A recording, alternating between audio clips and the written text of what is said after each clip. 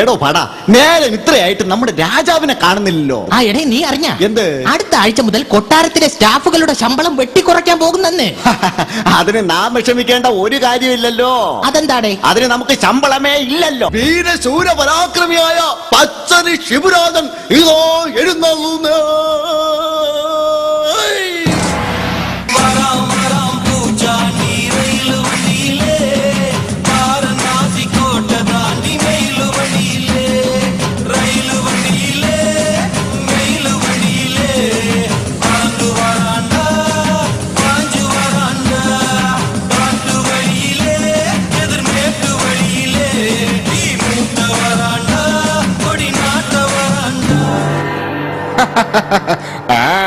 ഈ വണ്ടി കൊണ്ടുപോയി പാർക്ക് ചെയ്യൂ.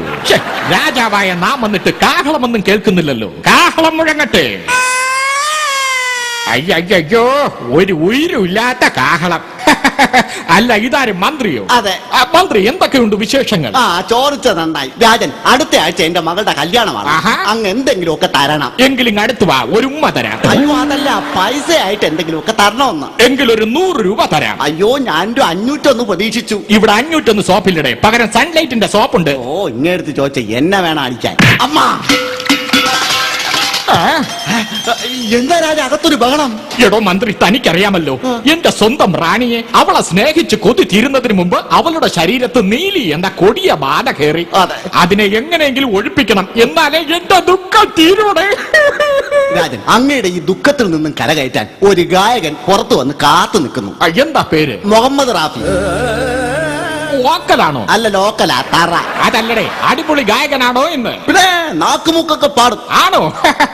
എങ്കിൽ അവനെ വരാൻ പറയൂ. ഇങ്ങോട്ട് കയറിവാടാ, രാജാവതാ വിളിക്കുന്നു. പാടി തള്ളിക്കൊടു.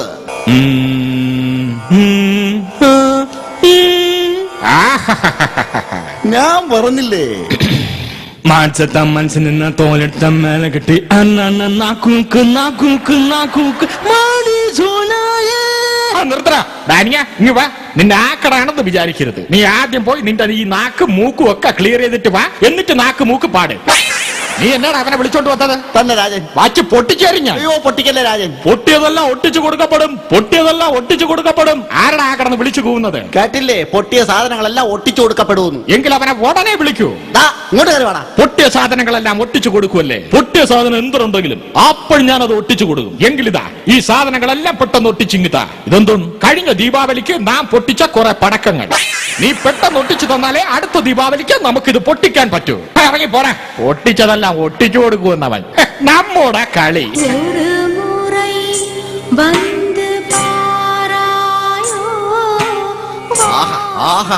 രാജൻ, നല്ല ശ്രുതിമധുരമായ ഗാനം കേൾക്കുന്നു. ആരാ ഈ പാടുന്നത്? ചെന്ന് കയറിക്കൊടറേ, എന്റെ പെണ്ണും പിള്ള. അവക്ക് ബാധ കയറുമ്പോൾ അവള് പാടുന്നതാ. ബാധ കൂടുമ്പോ ഇത്ര മനോഹരമായിട്ട് പാടാൻ പറ്റുമോ? പിന്നെ ഇപ്പൊ എനിക്കൊരു കാര്യം മനസ്സിലായി. എന്തോന്ന്? ബാധ കൂടുന്ന പിള്ളേരാണ് ഈ പാട്ടിന്റെ റിയാലിറ്റി ഷോയിൽ പങ്കെടുക്കുന്നതെന്ന്. രാജൻ, രാജൻ, എന്താണ് കിടന്ന് വിളിച്ചു കൂവുന്നത്? റാണി മട്ടുപ്പാവിന്റെ മുകളിൽ സാരി ഉടുക്കാതെ പാട്ടും പാടി നടക്കുന്നു. ആകെ നാണക്കേടായല്ലടേ. പേടിക്കണ്ട, ചുരിദാർ ഇട്ടിട്ടുണ്ട്. സമാധാനമായി. എടോ, ഇങ്ങനെ പോയാൽ ശരിയാവില്ല. ഇതിനെന്തെങ്കിലും ഒരു പരിഹാരം കണ്ടേ പറ്റൂ. ഞാൻ ആലോചിച്ചിട്ട് ഒരൊറ്റ പരിഹാരമേ ഉള്ളൂ. എന്താ അത്? ഒരു കാര്യം ചെയ്യാം. ജാഗരം കണിയാരെ വിളിച്ച് റാണിയുടെ മോദം ഒന്ന് നോക്കിച്ചാലോ? എന്തോന്റെ? അല്ല, മോഹനം കണിയാരെ വിളിച്ച് റാണിയുടെ ജാതകം ഒന്ന് നോക്കിച്ചാലോ ഒന്ന്. എങ്കിൽ എത്രയും പെട്ടെന്ന് അയാളെ നമ്മുടെ മുമ്പിലിട്ട് കത്തിക്കൂ. രാജൻ, അപ്പൊ വല്ലടെ എത്തിക്കാൻ ഉത്തരവ് പോലെ.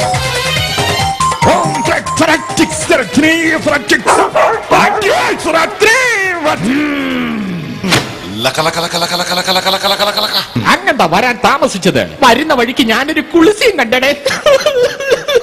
കുളിസിയും കണ്ടതിന്റെ താനെന്തിനാണോ കരയുന്നത്? പിന്നെ ചത്തവനെ കുളിപ്പിക്കുന്നത് കണ്ടാ നിന്ന് ചിരിക്കൂ. എന്റെ പൊന്നു ഗുരു, എത്രയും വേഗം എന്റെ ഭാര്യയുടെ ദേഹത്ത് കൂടിയിരിക്കുന്ന നീലി എന്ന കൊടിയ ബാധയെ അങ്ങ് ഒഴിപ്പിച്ചു തരണം. ഇനി വൈകിക്കണ്ട. ബാധ കയറിയ നിങ്ങളുടെ ഭാര്യയെ ഞാൻ ഈ കളത്തിലേക്ക് ആവാഹിക്കാൻ പോവുകയാണ്. ധാം തരകിട ധീം തരകിട തോം തരകിട നം തരകിട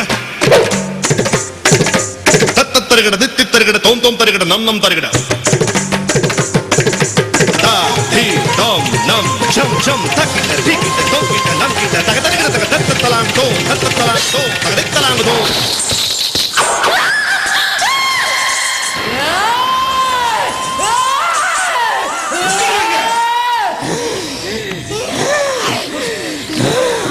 എന്റെ പൊന്നിരായ ഇത് ബാധ കയറിയതൊന്നും അല്ല. റാണിക്ക് വലിവിന്റെ അസുഖമുണ്ട്. കണ്ടില്ലേ നിന്ന് വലിക്കുന്നത്? ഇത് വലിവല്ല, ഇത് ഞങ്ങളുടെ ഒരു സ്റ്റൈലാ. ഞാൻ നീലി, ഞാൻ ചോപ്പൻ. കണ്ടില്ലേ ചുമന്ന ഡ്രസ് ഇട്ടിരിക്കുന്നത്? കളിയാക്കണ്ട, എങ്കിട്ട് വിളയാടാതെ എനക്ക് രക്തം വേണോ? ഇതെന്ത് ഭാഷയാണ് രായ ഈ പറയുന്നത്? എന്റെ പൊന്നു മന്ത്രവാദി, ഇതാണ് കുഴപ്പം. ഇടയ്ക്കിടയ്ക്ക് അവള് തമിഴ് പറയും. പൈത്യക്കാരാ, ரொம்ப ലൂസ്.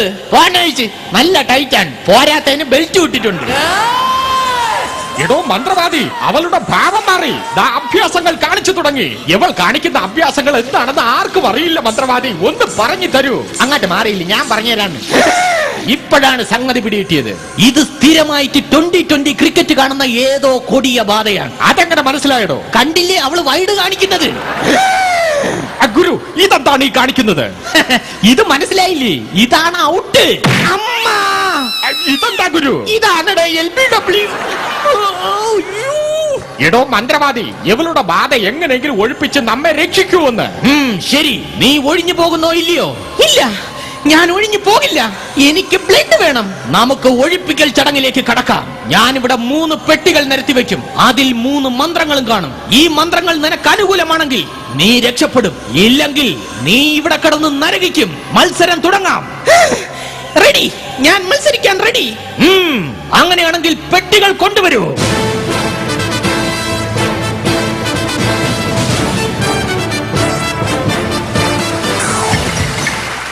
ഇനി നിനക്ക് ഇതിൽ നിന്നും ഒരു പെട്ടി സെലക്ട് ചെയ്യാം. സെലക്ട് ചെയ്യൂ. പെട്ടി നമ്പർ 2. പെട്ടി തുറക്കൂ. ജാമ്പക തോട്ടത്തിൽ വള്ളി പറിക്കാൻ പോയി. ഇതാണ് ഈ പെട്ടിയിലെ മന്ത്രം. നീലി, നീ രക്ഷപ്പെട്ടിരിക്കുന്നു.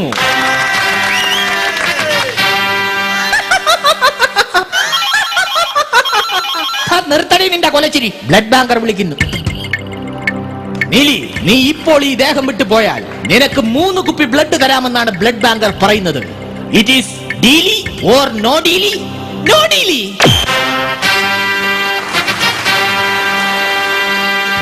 അടുത്ത പെട്ടി സെലക്ട് ചെയ്യൂ.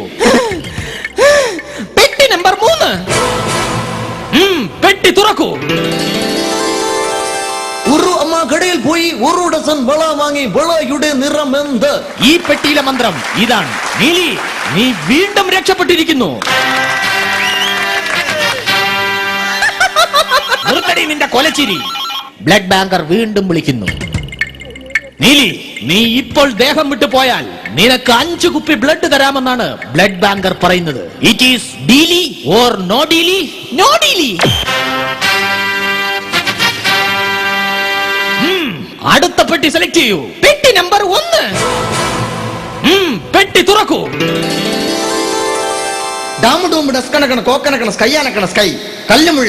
പട്ടണത്തിൽ പോ. ഇതാണ് ഈ പെട്ടിയിലെ മന്ത്രം. നീലി, ഇനി നീ വീണ്ടും രക്ഷപ്പെട്ടിരിക്കുന്നു. നിർത്തു നിന്റെ കൊലച്ചിരി.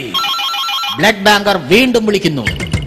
നീലി, നീ ഇപ്പോൾ ഈ ദേഹം വിട്ട് പോയി കഴിഞ്ഞാൽ നിനക്ക് 10 കുപ്പി ബ്ലഡ് തരാമെന്നാണ് ബ്ലഡ് ബാങ്കർ പറഞ്ഞിരിക്കുന്നത്. It is deal or no deal? സൂക്ഷിച്ചു വേണം ഉത്തരം പറയാൻ, കാരണം ഇനി എന്റെ കയ്യിൽ പെട്ടികളില്ല. ഡീലി. ആശ്വാസമായി. അങ്ങനെ 10 കുപ്പി ബ്ലഡിൽ ഇവൾ ഒഴിഞ്ഞു പോകാമെന്ന് സമ്മതിച്ചിരിക്കുന്നു. ഈ 10 കുപ്പി ബ്ലഡ് ഇവൾക്ക് നൽകുന്നതിനായി രാജാവിനെ ക്ഷണിച്ചുകൊള്ളുന്നു. അയ്യോ, ആശ്വാസമായി, സന്തോഷമായി. നമുക്ക് അങ്ങനെ 10 കുപ്പി ബ്ലഡിൽ ഈ ബാധയെ ഒഴിപ്പിച്ചു. മന്ത്രവാദിയെ നാം സമ്മതിച്ചിരിക്കുന്നു. നിന്റെ കൊലച്ചിരി. എവിടെ? എനിക്ക് തരാമെന്ന് പറഞ്ഞ 10 കുപ്പി ബ്ലഡ് തരാൻ. നിനക്ക് 10 കുപ്പിയല്ല, 50 കുപ്പി ബ്ലഡ് തരാം. എവിടെ? എന്തിനടി ഞാൻ തരുന്നത്? നിന്റെ മുമ്പിലല്ലേ ഇരിക്കുന്നത്. ദാണ്ടെ ഇരിക്കുന്ന ഈ മന്ത്രവാദി. നീ മൊത്തത്തിൽ അങ്ങ് ഡീൽ ചെയ്തോ? എടാ കള്ള രാജാവേ, നോ ഡീലി.